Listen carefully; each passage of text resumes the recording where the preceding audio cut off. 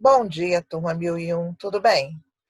Dando continuidade aos nossos estudos na aula de Filosofia, Direitos e Deveres, hoje, 17 de junho de 2020, vamos falar sobre patrimônio histórico-cultural, material e imaterial. Antes de darmos início aos nossos estudos, vamos entender alguns aspectos históricos. O patrimônio é a nossa herança do passado, com a qual vivemos hoje e o qual passamos às gerações vindouras. Do patrimônio cultural fazem parte bens imóveis, tais como castelos, igrejas, casas, praças, conjuntos urbanos e ainda locais dotados de expressivo valor para a história, a arqueologia, a paleontologia e a ciência em geral. Nos bens móveis, inclui-se, por exemplo, pinturas, esculturas e artesanato. Nos bens imateriais, consideram-se a literatura, a música, o folclore, a linguagem e os costumes. Então, ao analisar os aspectos históricos, percebemos que, quando nós temos um patrimônio histórico da humanidade ou um patrimônio histórico do Brasil, nós estamos valorizando aí a nossa história, a história do nosso passado, a nossa herança cultural.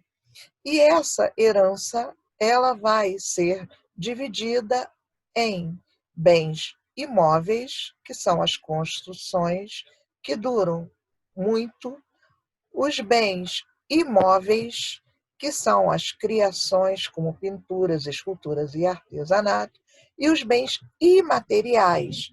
O que são os bens imateriais? A literatura, a música, o folclore, a linguagem e os costumes. 3 definições para os aspectos históricos. Aqui eu trago algumas imagens que revelam para nós essa beleza das cidades ou dos lugares históricos. Aqui a pirâmide de Gizé, ali está a Estátua da Liberdade com a tocha acesa, aqui o Coliseu Romano. Vamos seguir então?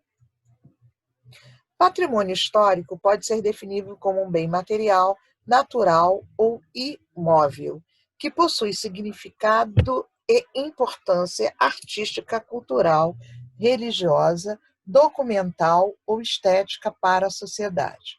Esse patrimônio foi construído ou produzido pelas sociedades passadas, por isso representa uma importante fonte de pesquisa e preservação cultural. Há uma preocupação mundial em preservar o patrimônio histórico da humanidade, mediante as leis de proteção e restauração que possibilitam a manutenção das características originais. Alguns países, algumas cidades sobrevivem simplesmente desse patrimônio histórico, no qual se desenvolve um turismo nacional ou um turismo internacional. Mundialmente, a Unesco, que é a Organização das Nações Unidas para a Cultura, Ciência e Educação, é o órgão responsável pela definição de regras e proteção do patrimônio histórico e cultural da humanidade. Junto com a Unesco, tá? E mais algumas imagens, nós temos o IPAM, que é o Instituto do Patrimônio Histórico e Artístico Nacional. Ele é o órgão que atua no Brasil na gestão, proteção e preservação do patrimônio histórico e artístico brasileiro. Bens que fazem parte do patrimônio histórico mundial. Que bens são esses?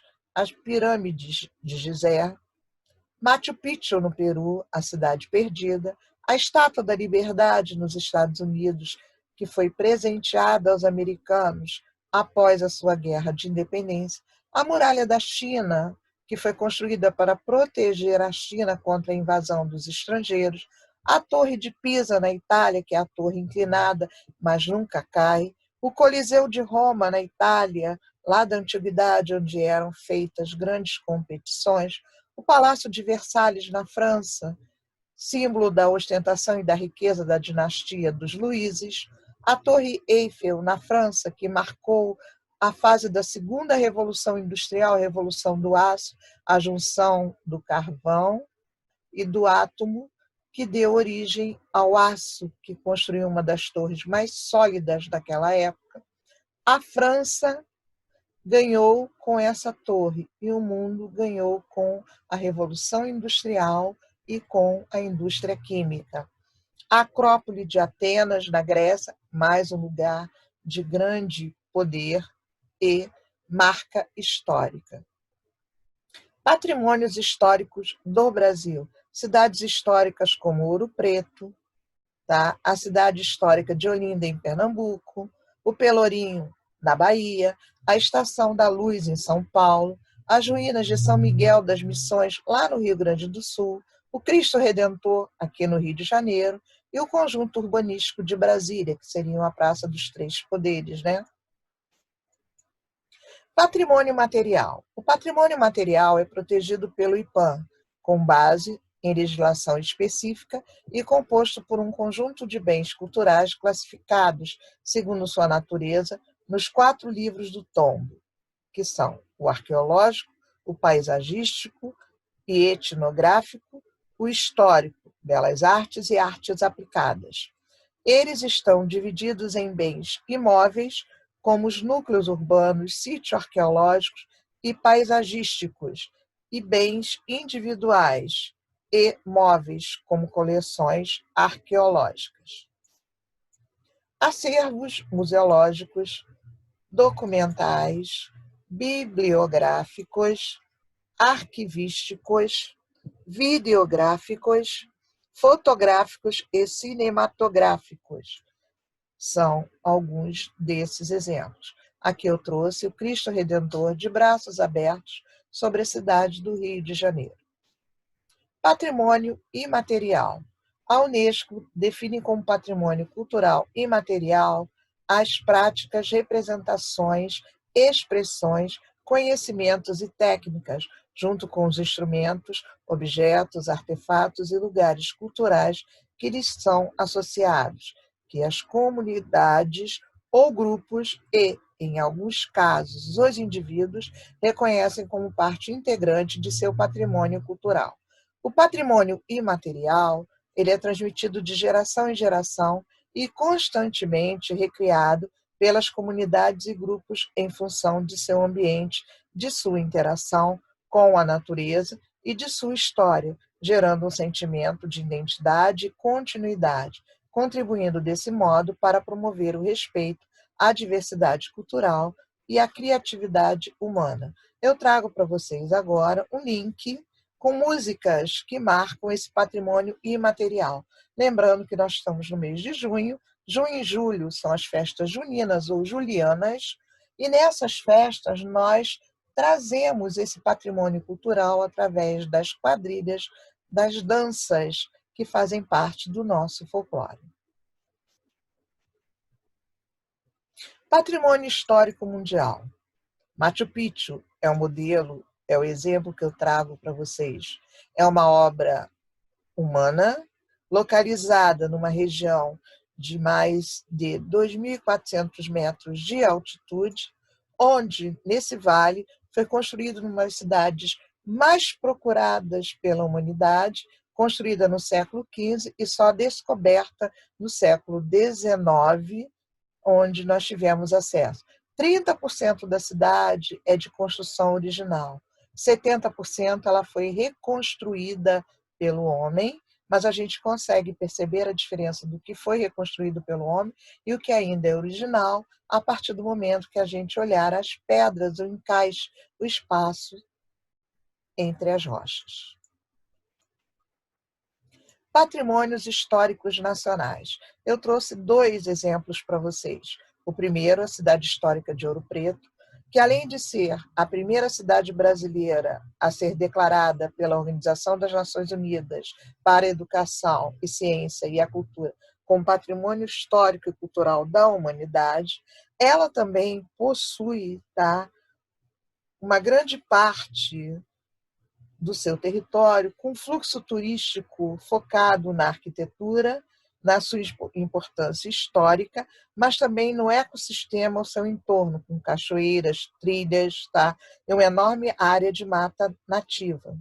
Essa região também é marcada pela quantidade de museus a céu aberto que a cidade tem, e fora os museus que guardam o acervo que conta a história daquela região desde o século XVII, século XVIII, século áureo das grandes explorações de ouro e diamante. Entre eles, a gente tem o Museu da Inconfidência, onde estão os restos mortais de Tiradentes, e é um marco de valorização da luta no processo de independência do Brasil em 1789. Patrimônio histórico regional, como segundo exemplo, eu trouxe para vocês a cidade de Olinda. Trouxe 3 marcos dessa cidade. O primeiro, tá, que é a Igreja do Carmo, o segundo, que é o Farol, e o terceiro, que é o Alto da Sé, outra igreja que marca a sua época de construção.